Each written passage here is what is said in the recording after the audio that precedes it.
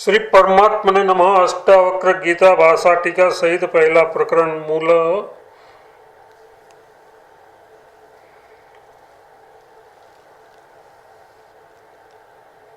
मूलम।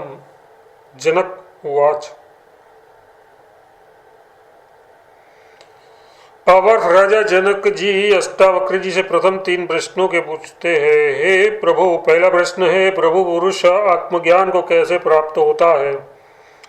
दूसरा प्रश्न है, संसार बंधन से कैसे मुक्त हो जाता है, यथार्थ जन्म मरण रूपी संसार के से कैसे छूट जाता है? और तीसरा प्रश्न है, एवं वैराग्य को कैसे प्राप्त होता है? राजा का तात्पर्य यह था कि ऋषि वैराग्य के स्वरूप को, उसके कारण को और उसके फल को, ज्ञान के स्वरूप को, उसके कारण को और उसके फल को, मुक्ति के स्वरूप को और उसके कारण को और उनके भेद को मेरे प्रति विस्तार सहित कहे। राजा के प्रश्नों को सुनकर अष्टावक्र जी ने अपने मन में विचार किया कि संसार में 4 प्रकार के पुरुष है, एक ज्ञानी, दूसरा मुमुक्षु, तीसरा अज्ञानी, चौथा मूढ़। चारों में से राजा तो ज्ञानी नहीं है, क्योंकि जो संशय और विपर्य से रहित होता है और आत्मानंद करके आनंदित होता है, वही ज्ञानी होता है। परंतु राजा ऐसा नहीं है, किंतु ये संशय करके युक्त है, एवं अज्ञानी भी नहीं है, क्योंकि जो विपर्य ज्ञान और असंभावना आदि को करके युक्त होता है, उसका नाम अज्ञानी है। परंतु राजा ऐसा भी नहीं है। तथा जिसके चित्त में स्वर्ग आदि फलों की कामनाएं भरी हो, उसका नाम अज्ञानी है। परंतु राजा ऐसा भी नहीं है। यदि ऐसा होता तो यज्ञादि कर्मों के विषय में विचार करता, सो तो इसने नहीं किया है। एवं मूढ़ बुद्धि वाला भी नहीं है, क्योंकि जो मूढ़ बुद्धि वाला होता है वह कभी भी महात्मा को दंडवत प्रणाम नहीं करता है, किंतु वह अपनी जाति और धनादि को के अभिमान में ही मरा जाता है। सो ऐसा भी राजा नहीं, क्योंकि हमको महात्मा जानकर हमारा सत्कार कर अपने घर में भवन में लाकर संसार बंधन से छूटने की इच्छा करके जिज्ञासुओं की तरह राजा ने प्रश्नों को किया है।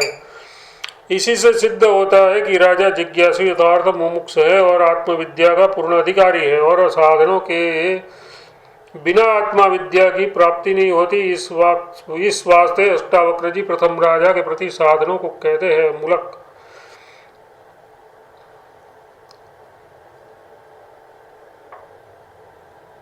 अष्टावक्र जी जनक जी के प्रति कहते हैं कि अर्थात यदि तुम संसार से मुक्त होने की इच्छा करते हो तो चक्षु रसना आदि 5 ज्ञानेन्द्रियों को, जो शब्द स्पर्श आदि 5 विषय है, उसको तू विष की तरह त्याग दे। क्योंकि जैसे विष के खाने से पुरुष मर जाता है, वैसे ही इन विषयों के भोगने से पुरुष संसार चक्र रूपी मृत्यु को प्राप्त हो जाता है।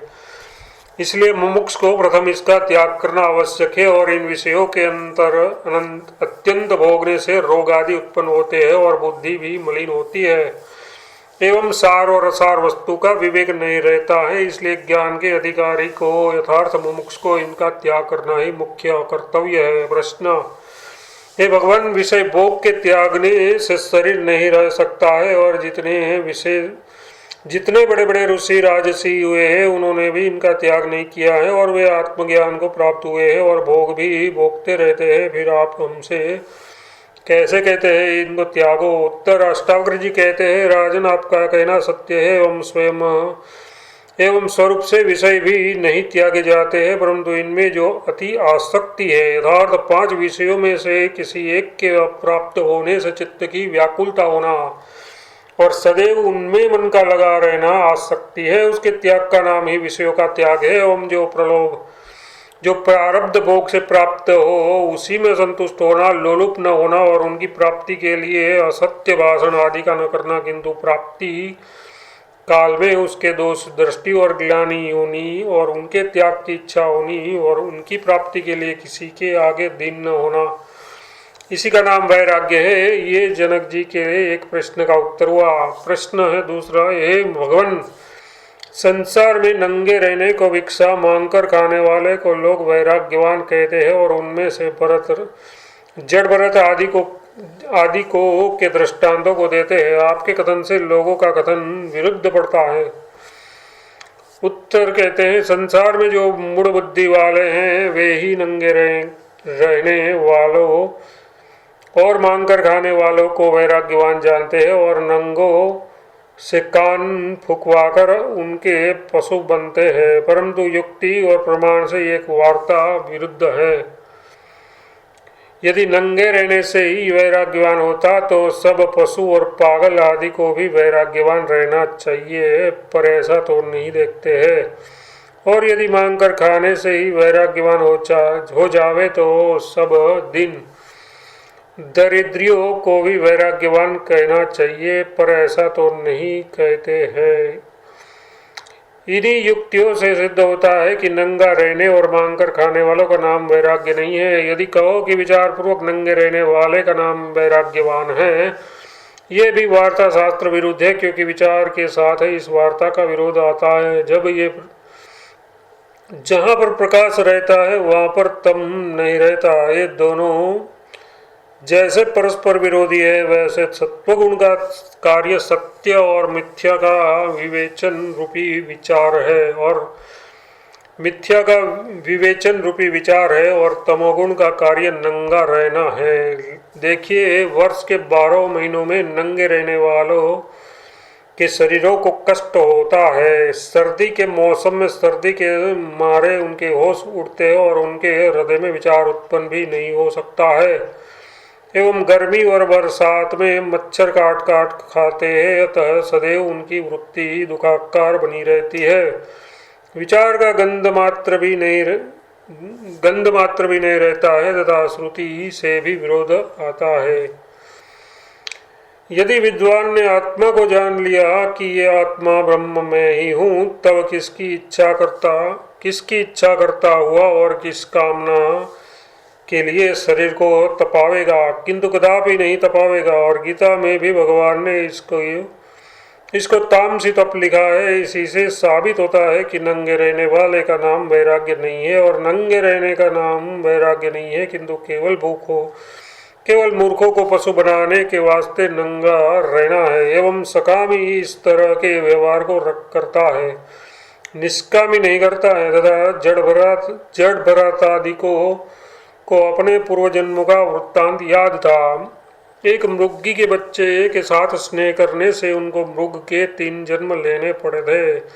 इसी वास्ते वह संग दोष से डरते हुए असंग होकर रहते थे। पंचदशी में लिखा है, जड़ भरत आदि खान पहरान आदि को त्याग करके,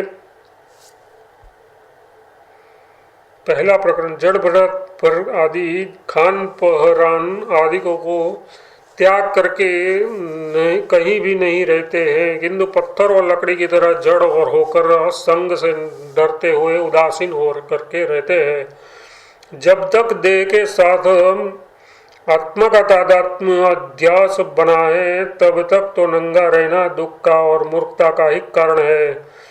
जब अध्यास नहीं रहेगा तब उसको नंगे रहने से दुख भी नहीं होगा। आत्मा के साक्षात्कार होने से जब मन उस महान ब्रह्मानंद में डूब जाता है, तब शरीर आदि को के साथ अध्यास नहीं रहता है, और न विशेष करके संसार के पदार्थों का उस पुरुष को ज्ञान रहता है। मदिरा करके उन्मत्त को जैसे शरीर की और वस्त्र आदि को की खबर नहीं रहती है, वैसे ही जीवन मुक्त ज्ञानी की वृत्ति केवल आत्माकार रहती है, उसको भी शरीर आदि की खबर नहीं रहती है। जैसी अवस्था जीवन मुक्त की लिखी हुई है, मुमुक्ष वैराग्यवान की नहीं लिखी, क्योंकि उसको संसार के पदार्थों का ज्ञान ज्यों का त्यों बना रहता है। संसार के पदार्थों में दोष दृष्टि और ग्लानि का नाम ही वैराग्य है, और खोटे पुरुषों के संग से डरकर महात्माओं का संग करने वाला, क्षमा, कोमलता, दया और सत्य भाषण आदि गुणों को अमृतवत पान करने यथार्थ धारण करने वाले का नाम वैराग्यवान है, और वही ज्ञान का अधिकारी है। अष्टावक्र जी जनक जी के प्रति वैराग्य के स्वरूप को कहकर राजा के द्वितीय प्रश्न के उत्तर को कहते हैं,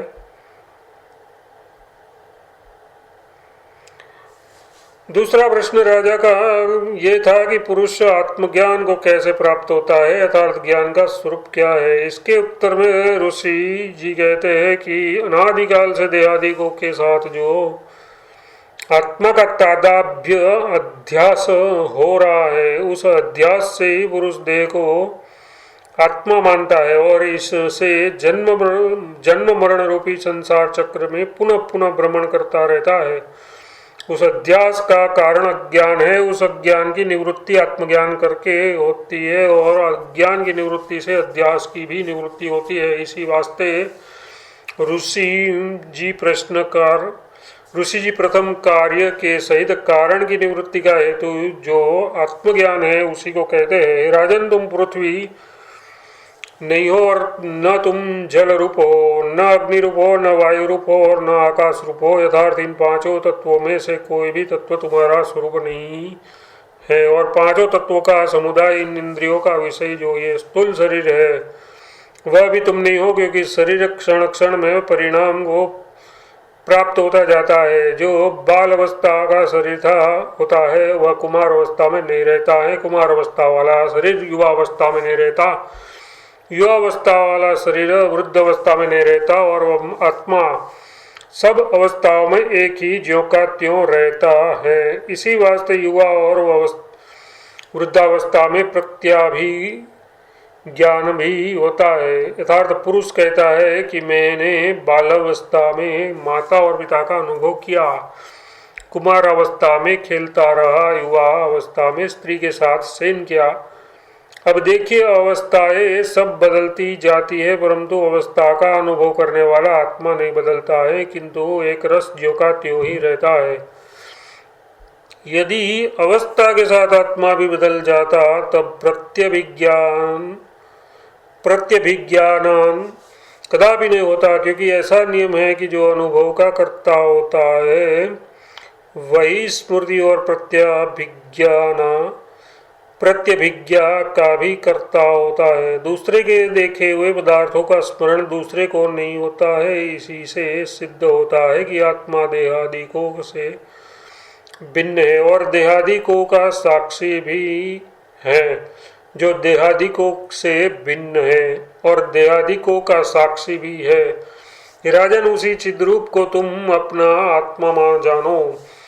जैसे घरवाला पुरुष कहता है मेरा घर है, पलंग है और मेरा बिछोना है, और वह पुरुष घर और पलंग आदि से जैसे जुदा है वैसे पुरुष कहता है ये मेरा शरीर है, ये मेरी इंद्रिया है। जो शरीर और इंद्रियों का अनुभव करने वाला आत्मा है वह शरीर इंद्रियों को से भिन्न है और उनका साक्षी है।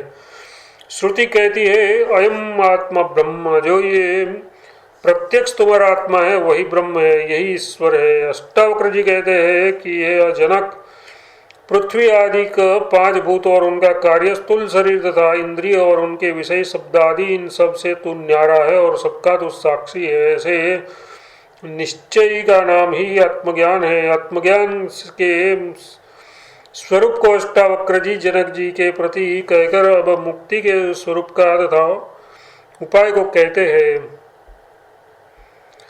हे राजन, जब तू देह से आत्मा को पृथक विचार करके और अपने आत्मा में चित्त को स्थिर करके स्थिर हो जाएगा तब तू सुख और शांति को प्राप्त होएगा। जब तक चित जड़ ग्रंथि का नाश नहीं होता है, यथार्थ परस्पर के अध्यास का नाश नहीं होता है, तब तक ही जब जीव बंधन में है। जिस काल में अध्यास का नाश हो जाता है उसी काल में जीव मुक्त होता है। शिव गीता में भी इसी वार्ता को कहा है। मोक्ष का किसी लोकांतर में निवास नहीं है और न किसी गृह का ग्राम के भीतर वो मोक्ष का निवास है, किंतु चित्त जड़ ग्रंथि का नाश ही मोक्ष है। यथार्थ चित्त जड़ चेतन का जो परस्पर अध्यास है, उस अध्यास करके जो जड़ अंतःकरण के कर्तृत्व भोक्तृत्व आदि के धर्म है वे आत्मा में प्रतीत होते हैं, एवं आत्मा के जो चेतनता आदि धर्म है वे भी अग्नि में तपाए हुए लोहपिंड की तरह अंतःकरण में प्रतीत होने लगते हैं। यानी जब लोहे का पिंड अग्नि में तपाया हुआ लाल होता है और हाथ लगाने से वह हाथ को जला देता है। तब लोग ऐसा कहते हैं, देखो ये अग्नि कैसा गोलाकार है, लोहा कैसा जलाता है। परंतु जलाना धर्म लोहे का नहीं है और गोलाकार धर्म अग्नि का नहीं है, किंतु परस्पर दोनों का तादात्म्य अध्यास होने से अग्नि का जलाना रूप धर्म लोहे में आ जाता है और लोहे का गोलाकार धर्म अग्नि में चला जाता है। वैसे ही अंतःकरण के साथ आत्मा का तादात्म्य अध्यास होने से जब आत्मा के चेतन आदि के धर्म अंतःकरण में आ जाते हैं और अंतःकरण के कर्तृत्व भोक्तृत्व आदि धर्म आत्मा में चले जाते हैं, तब पुरुष अपने आत्मा को कर्ता और भोक्ता मानने लग जाता है और उसी से जन्म मरण रूपी बंधन को प्राप्त होता है। जब आत्मज्ञान करके अपने को कर्ता भोक्ता शुद्ध और असंग मानता है और कर्तृत्वादि अंतःकरण का धर्म मानता है, तब स्वयं साक्षी होकर अंतःकरण का भी प्रकाशक होता है और तब ही अध्यास का नाश हो जाता है। अध्यास के नाश का नाम ही मुक्ति है, इसके अतिरिक्त मुक्ति कोई वस्तु नहीं है। जनक जी कहते हैं, भगवान न्यायिक एवं और भी आत्मा को कर्ता भोक्ता और सुख दुखादि धर्मों वाला मानते हैं। एवं पुरुष भी कहता है, मैं करता हूँ, यथार्थ यज्ञादि कर्मों का कर्ता और उनके फलों का भोक्ता भी अपने को मानता है। तब फिर ये जीवात्मा कर्ता और भोक्ता होकर मुक्त कैसे हो सकता है? इसके उत्तर को अष्टावक्र जी कहते हैं, निराकार सच्चिदानंद रूप एक ही निर्गुण आत्मा सर्वत्र व्यापक है। जैसे एक ही आकाश सर्वत्र व्यापक है, परंतु घट मट आदि उपाधियों के भेद करके घटाकाश मटाकाश ऐसा व्यवहार होता है और उपाधियों के भेद करके आकाश का भी भेद प्रतीत होता है। वास्तव में आकाश का भेद नहीं है।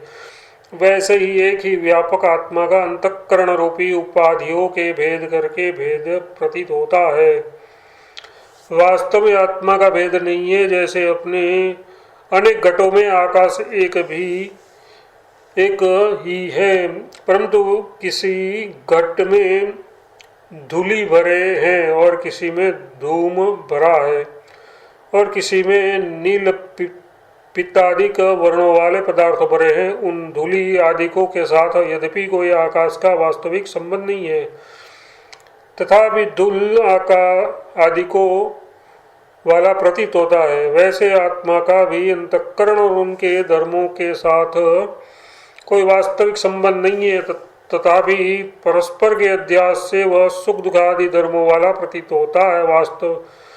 वस्तुतः आत्मा में सुख दुखादि तीनों कालों में भी नहीं है। इसी वार्ता को अष्टावक्र जी जनक जी के प्रति कहते हैं, जनक तो ब्राह्मण आदि जातियों वाला नहीं है और तो वर्णाश्रम आदि के धर्मों वाला है और न तो किसी चक्षु आदि इंद्रिय का विषय है, किंतु तू इन सब का साक्षी और असंग है। एवं तू आकार से रहित है और तू संपूर्ण विश्व का साक्षी है। ऐसा तो अपने को जान करके सुखी हो, यथार्थ संसार रूपी ताप से रहित हो। जनक जी कहते हैं कि हे भगवान, वेद ने जो वर्णाश्रमों के धर्म करने का विधान किया है, उसके त्याग करने से भी पुरुष पातकी होता है और बिना अपने को कर्ता माने वे धर्म हो नहीं सकते हैं। अतः एवं ये उभयतः पासा रज्जु न्याय का प्रसंग कैसे दूर हो? अष्टावक्र जी कहते हैं, राजन, वेद ने जिनके वर्णाश्रम आदि के धर्मों कहे हैं वे सब ज्ञानी मूर्ख के लिए कहे हैं, वे ज्ञानी के और मुमुक्ष के लिए नहीं है। जो आत्मज्ञान रूपी अमृत करके तृप्त है और जो आत्मज्ञान करके कृतकृत्य हो चुका है, उसको कुछ भी करने योग्य कर्म बाकी नहीं है। यदि वह अपने को कर्म करने योग्य माने तो वह आत्मवीत नहीं है। ऐसे ही अपने अनेक वाक्य ज्ञानी के लिए कर्तव्यता का अभाव कथन करते हैं। गीता में जिज्ञासु के प्रति कर्मों का निषेध कहा है। जिज्ञासुरपि योगस्य शब्द ब्रह्म भगवान कहते हैं कि आत्मज्ञान का जिज्ञासु भी शब्द ब्रह्म वेद की आज्ञा का उल्लंघन करके वर्तता है। यथार्थ जिज्ञासु के ऊपर भी कर्मकांड वेद भाग की आज्ञा अज्ञानी और सकामी मूर्ख के ऊपर है। अतएव हे जनक, यदि तू जिज्ञासु है तब भी तेरे ऊपर वर्णाश्रमों के धर्मों के करने की वेद की आज्ञा नहीं है। यदि तू लोकाचार के लिए करना चाहता है तब उनकी आत्मा से पृथक अंतःकरण का धर्म मान करके तू कर। अष्टावक्र जी कहते हैं, राजन, धर्म और अधर्म, सुख और दुख आदि से सब मन के धर्म है। तुझ व्यापक आत्मा के नहीं, यथार्थ तेरा स्वरूप व्यापक है। उसके ये सब धर्म नहीं है, किंतु परिच्छिन्न मन के सब धर्म है। अतएव न तो करता है और न तो भोगता है, किंतु तू सर्वदा मुक्त स्वरूप है। फिर उसी वार्ता को दृढ़ करने के वास्ते अष्टावक्र जी कहते हैं, हे राजन, तू ही एक सच्चिदानंद और परिपूर्ण रूप से सबका दृष्टा है और सर्वदा मुक्त स्वरूप है। तेरे में तीनों काल में बंध नहीं है। जैसे सूर्य में तीनों काल में तम नहीं है, वैसे ही तू ही सर्व स्वयं प्रकाश और समस्त जगत का दृष्टा है। और जो तू अपने को दृष्टा न जानकर अपने से भिन्न किसी को दृष्टा मानता है, यही तेरे में बंधन है। जनक जी कहते हैं, भगवान, सारे संसार में सब लोग अपने से भिन्न कर्मों का साक्षी और दृष्टा मानते हैं और अपने को कर्मों का कर्ता मानते हैं। तब फिर वे सब ऐसा क्यों मानते हैं और अपने से भिन्न दृष्टा और कर्मों के फल के प्रदाता क्यों मानते हैं? उत्तर अष्टावक्र जी कहते हैं कि जो संसार में अज्ञानी मूर्ख हैं, वे अपने से भिन्न दृष्टा को और कर्मों के फल प्रदाता को मानते हैं और अपने कर्मों का कर्ता और फल का भोक्ता मानते हैं। ज्ञानवान ऐसा नहीं मानते हैं। हे जनक, हम करता, मैं इस कर्म का करता हूँ एवं मैं इसके फल को भोगूंगा, ये जो अहंकार रूपी काला सर्प है, इसी का करके डसा हुआ सारा संसार जन्म मरण रूपी चक्र में पड़कर भटकता रहता है। और तू भी अहंकार रूपी सर्प करके डसा हुआ अपने को कर्ता और भोक्ता मानता है। उसी अहंकार रूपी सर्प के विष के उतारने के लिए ना हम करता, मैं करता नहीं हूँ। जब ऐसे निश्चय रूपी अमृत को तू पान करेगा तब तू सुखी होगा, अन्यथा किसी प्रकार से भी तू सुखी नहीं हो सकता है। जनक जी कहते हैं कि पूर्वोक्त अमृत को मैं कैसे पान करूं? इसके उत्तर को कहते हैं, अष्टावक्र जी कहते हैं, जनक, तू इस प्रकार के निश्चय रूपी अमृत को पी करके मैं एक हूँ, यथार्थ सजातीय विजातीय स्वगत भेद से रहित हूँ। क्योंकि एक वृक्ष का जो वृक्षांतर से भेद है वह सजातीय भेद कहा जाता है, और वृक्ष का जो घटादि को से भेद है उसका नाम विजातीय भेद है, और वृक्ष का जो अपने शाखादियों से भेद है वह स्वगत भेद कहा जाता है। ये आत्मा तो ऐसा नहीं है, क्योंकि एक ही आत्मा सारे जगत में व्यापक है।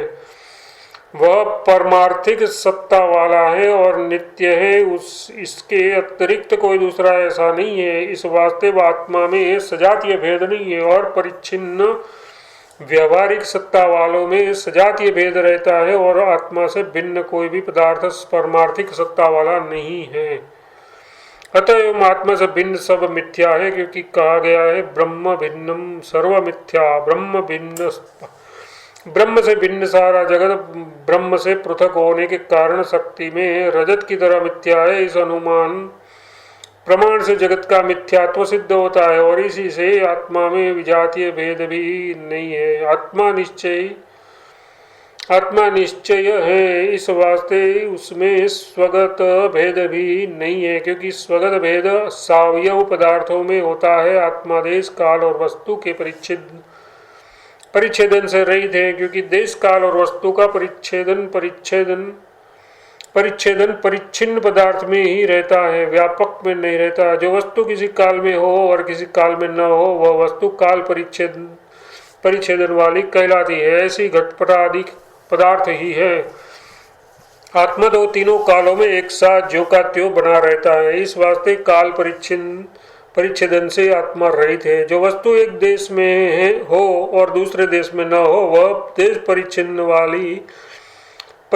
वाली कहलाती है। ऐसे घटपट आदि पदार्थ ही है। आत्मा तो सब पदार्थ में इस वास्ते एक देश परिच्छेदन से भी रहित है। जो एक वस्तु दूसरी वस्तु में न रहे वह वस्तु परिच्छेदन कहलाता है। जैसे घट पट में नहीं रहता है और पट घट में नहीं रहता है, परंतु आत्मा सब वस्तुओं में ज्यों का त्यों एक रस रहता है। इस वास्ते वह वस्तु परिच्छेदन से भी रहित है।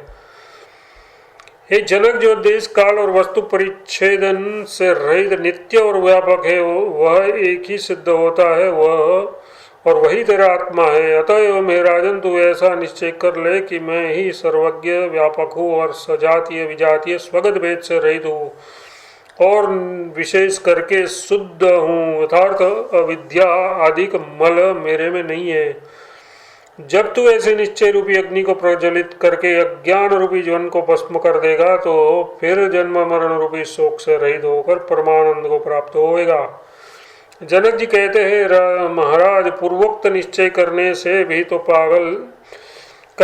तो जगत सत्य ही दिखलाई पड़ता है। इसकी निवृत्ति यथार्थ अभाव स्वरूप से कदापि नहीं होती है और जब तक इसका अभाव न हो तब तक शोक से रहित होना कठिन है। अष्टावक्र जी कहते हैं, राजन, जिस ब्रह्म आत्मा में ये जगत रज्जु में सर्प की तरह कल्पित प्रतीत होता है वह आत्मा आनंद स्वरूप है। जैसे रज्जु के अज्ञान करके मंद अंधकार में रज्जु ही सर्प रूप प्रतीत होता है या रज्जु में सर्प प्रतीत होता है, वास्तव में न तो रज्जु सर्प रूप है और न रज्जु में सर्प है और न रज्जु में सर्प पूर्व था और न आगे होएगा और न वर्तमान काल में है, किंतु रज्जु के अज्ञान करके और मंद अंधकार आदि सहकारी कारणों द्वारा पुरुष को भ्रांति से रज्जु में सर्प प्रतीत होता है और उसी मिथ्या सर्प को देख करके पुरुष भागता गिरता पड़ता और डरता है। जब कोई रज्जु का ज्ञाता उससे कहता है कि ये सर्प नहीं है किंतु रज्जु है, इसको तो क्यों डरता है, तब उसके भ्रम और भय आदि सब दूर हो जाते हैं। वैसे ही आत्मा के स्वरूप के अज्ञान करके पुरुष को जगत भासता है एवं जन्म मरण के भय आदि भी भासते हैं। जब ब्रह्मविद गुरु उपदेश करता है कि तू ही ब्रह्म है, तेरे को अपने स्वरूप के अज्ञान के कारण ये जगत प्रतीत हो रहा है और वास्तव में ये जगत मिथ्या है एवं तीनों कालों में तेरे लिए नहीं है। जैसे निंद्रा रूपी दोष करके पुरुष स्वप्न में अनेक प्रकार के सिंह व्याघ्र आदि को रचता है और आप ही उससे भय को प्राप्त होता है। जब निंद्रा दूर हो जाती है तब उस कल्पित सिंहादि को का भी नाश हो जाता है। वैसे ही ये जनक तेरे ही अज्ञान करके ये संपूर्ण जगत उत्पन्न हुआ है और जब तू अपने स्वरूप को यथार्थ रूप से जान लेगा तब जगत का भी अभाव हो जाएगा। प्रश्न है, भगवान, यदि आत्मज्ञान करके अज्ञान और अज्ञान के कार्य रूप जगत का नाश हो जाता तब तो अब जब तक जगत न बना रहता, क्योंकि बहुत ज्ञानवान हो चुके हैं, उनमें से एक के ज्ञान करके कारण के सहित कार्य रूपी जगत का यदि नाश हो जाता तब तो फिर अस्पदादिक सब जीव और वृक्षादिक सृष्टि भी न होती, परंतु ऐसा तो नहीं दिखते है, किंतु जगत ज्यों का त्यों ही बना है। तब फिर आप कैसे कहते हैं अज्ञान के नाश से जगत का नाश हो जाता है? उत्तर अष्टावक्र जी कहते हैं, राजन, जैसे जल की इच्छा करके पुरुष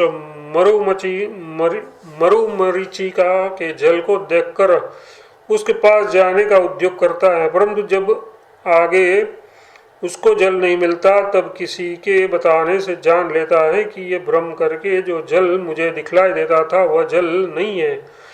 तब आकर वृक्ष के नीचे बैठ जाता है और फिर जब उधर को देखता है तब फिर जल पहले की तरह दिखाई पड़ता है, परंतु जल की इच्छा करके फिर उस तरफ नहीं दौड़ता है और न दुखी होता है। वैसे ही जिसको आत्मज्ञान हुआ है और जिनने जान लिया है कि जगत मिथ्या है और भ्रम करके प्रतीत होता है, वह फिर दुखी नहीं होता है और न उनमें उसकी आसक्ति होती है, किंतु यावत जगत है उस सब को मिथ्या जानता है। उस मिथ्यात्व के निश्चय का नाम ही जगत का नाश है। यद्यपि इस स्वरूप से इसका कदापि नाश नहीं होता है, किंतु ये अगाध रूप से सदा बना ही रहता है। हे जगत, हे जनक, जिसने अपने आत्मा को सच्चित और आनंद रूप करके जान लिया है, वह फिर जन्म मरण रूपी बंधन को नहीं प्राप्त होता है। जनक, तो अपने को ही आत्म स्वरूप और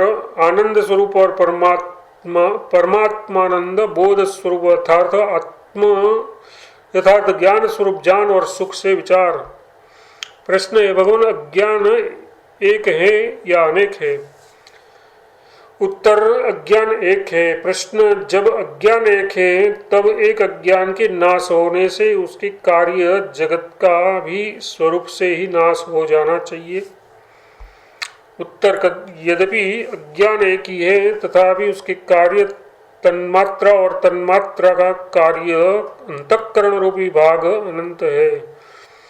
जैसे आकाश एक है पर अनेक घट रूपी उपाधियों के साथ वह अनेक भेदों का प्राप्त हो रहा है, और जब घट रूपी उपाधि नष्ट हो जाती है तब वही घटाकाश महाकाश में मिल जाता है। वैसे ही जिस अंतःकरण में ज्ञान रूपी प्रकाश उदय होता है, वही अंतःकरण नाश को प्राप्त हो जाता है। वही जीव जो जब तक बंधन में था मुक्त हो जाता है, बाकी सब बंधन में पड़े रहते हैं।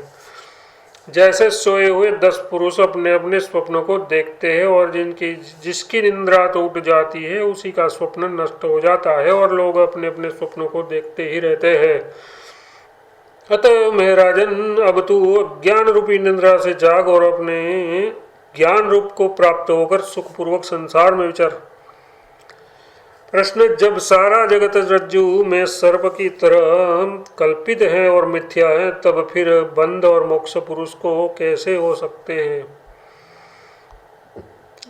हे जनक, बंध का कारण अभिमान है। यथार्थ मैं ब्राह्मण हूँ, मैं क्षत्रिय हूँ, मैं वैश्य हूँ, मैं शूद्र हूँ। जैसा जैसा जिसको अभिमान होता है वैसे वैसे वो कर्मों को करके उसके फलों का भोग करता है और एक जन्म से दूसरे जन्म को प्राप्त होता है, और वही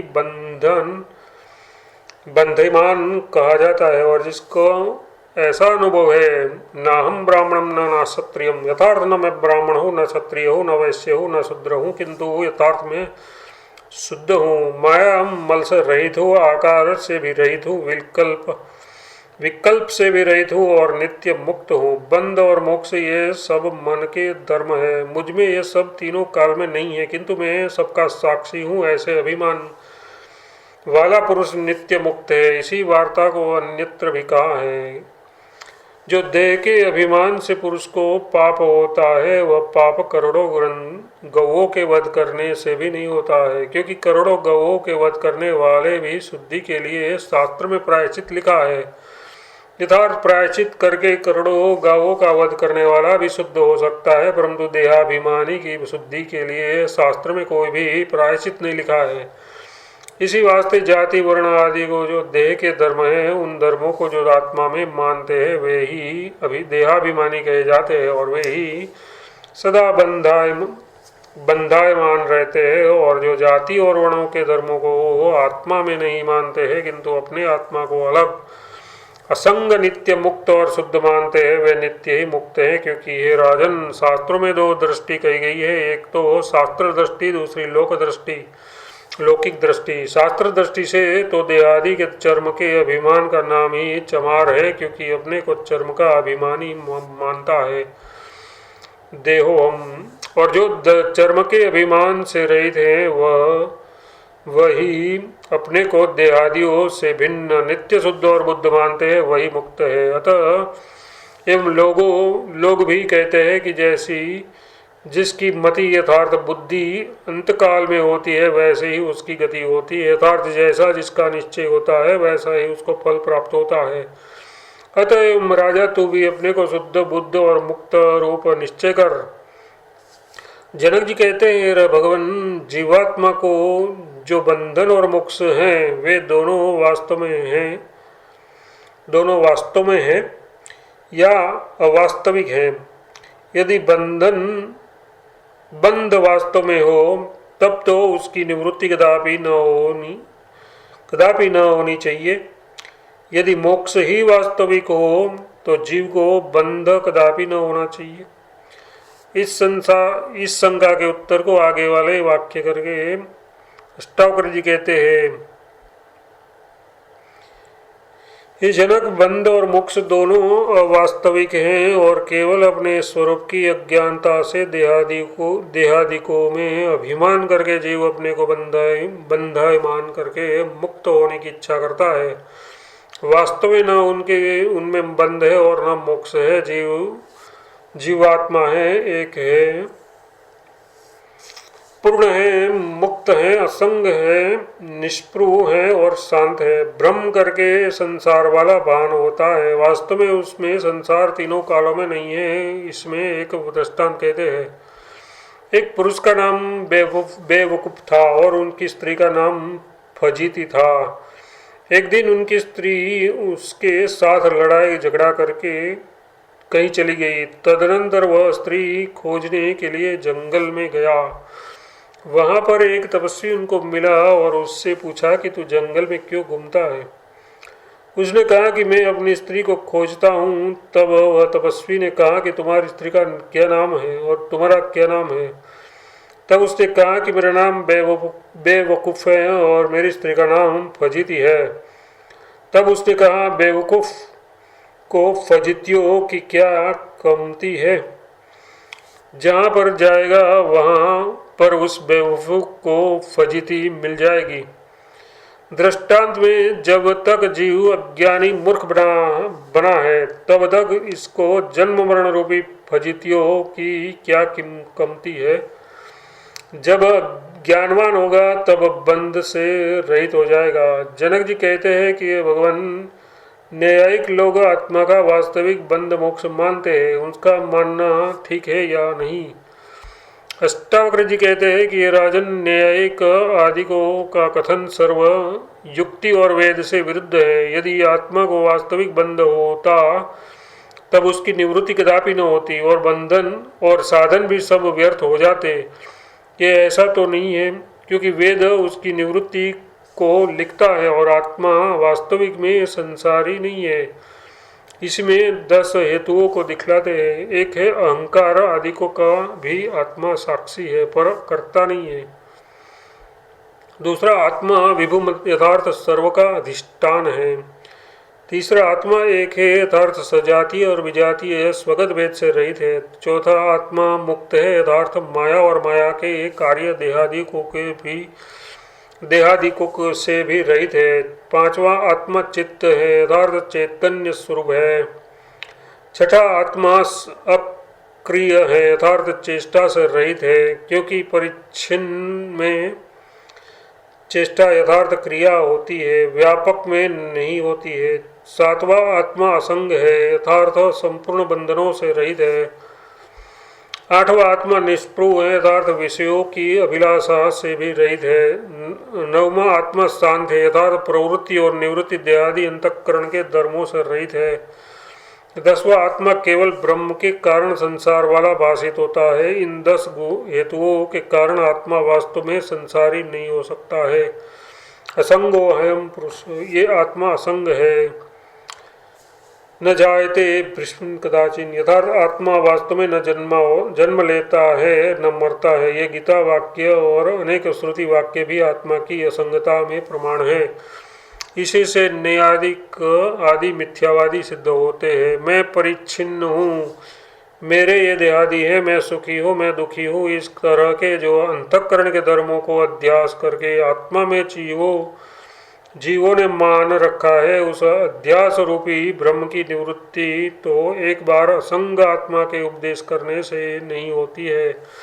इसी पर व्यास भगवान ने सूत्र कहा है, आवृत्तरसकृत्य से ज्ञान की स्थिति के लिए श्रवण मनन आदि को भी आवृत्ति पुनः पुनः करे, क्योंकि उदालक ने अपने पुत्र के प्रति 9 बार तत्त्वमसि महावाक्य का उपदेश किया है। बारंबार श्रवणादि को के करने से चित्त की वृत्ति विजातीय भावना का त्याग करके सजातीय भावना वाली होकर आत्माकार हो जाती है। इसी वास्ते जनक जी को पुनः पुनः आत्मज्ञान का उपदेश अष्टावक्र जी करते हैं।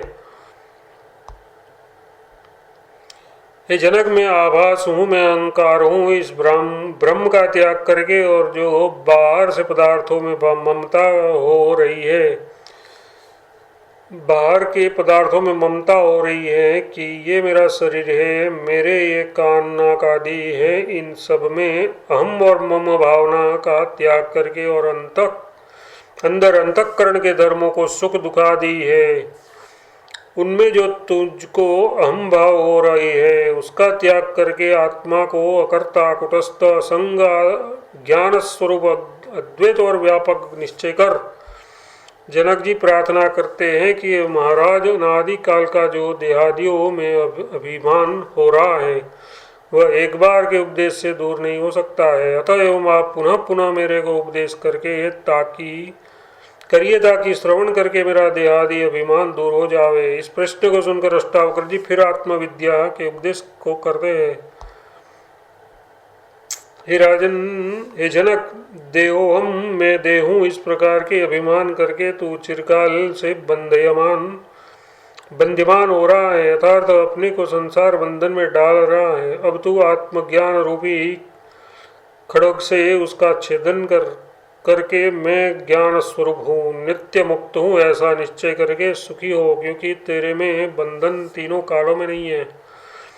जनक जी फिर पूछते हैं कि राजन, हे भगवान, पतंजलि जी के मतानुसार चित्त वृत्ति के निरोध रूपी योग को ही बंध की निवृत्ति का हेतु मानते हैं, सो उसका मानना ठीक है या नहीं?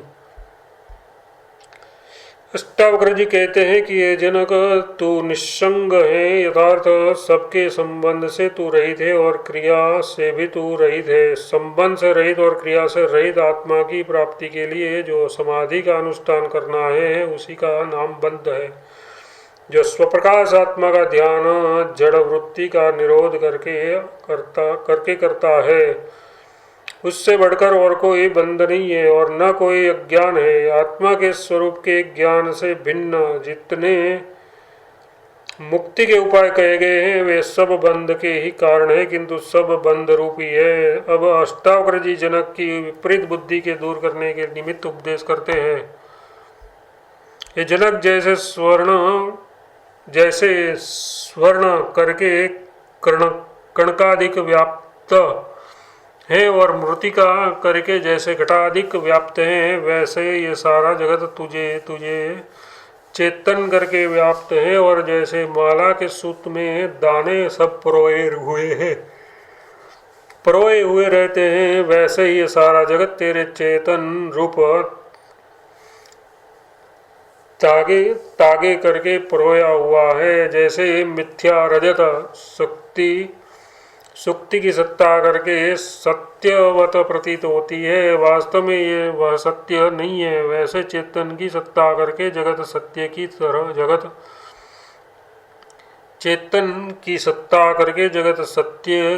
प्रतीत होता है। वास्तव में जगत सत्य नहीं है, जगत की अपनी सत्ता कुछ भी नहीं है, किंतु तेरे संकल्प से ये जगत उत्पन्न हुआ है और तेरे संकल्प के निवृत्त होने से ये जगत भी निवृत्त हो जाएगा। तो अपने शुद्ध स्वरूप में स्थित हो और शुद्धता को मत प्राप्त हो। मदाल शाह ने भी अपने पुत्रों की यही उपदेश करके संसार बंधन से छुड़ा दिया था। यथार्थ वे हे तात, तू शुद्ध है, ज्ञान स्वरूप है, माया मल से तू रहित है, तू संसार रूपी असत माया नहीं है। संसार रूपी स्वप्न मोह रूपी निंद्रा करके प्रतीत हो रहा है, इसी को तू त्याग दे। इस प्रकार माता के उपदेश से वे जीवन मुक्त हो गए। हे जनक, तू भी ऐसा विचार करके संसार में जीवन मुक्त होकर विचर। अष्टावक्र जी कहते हैं, जनक निरपेक्ष हो, यथार्थ षड्यों से रहित हो।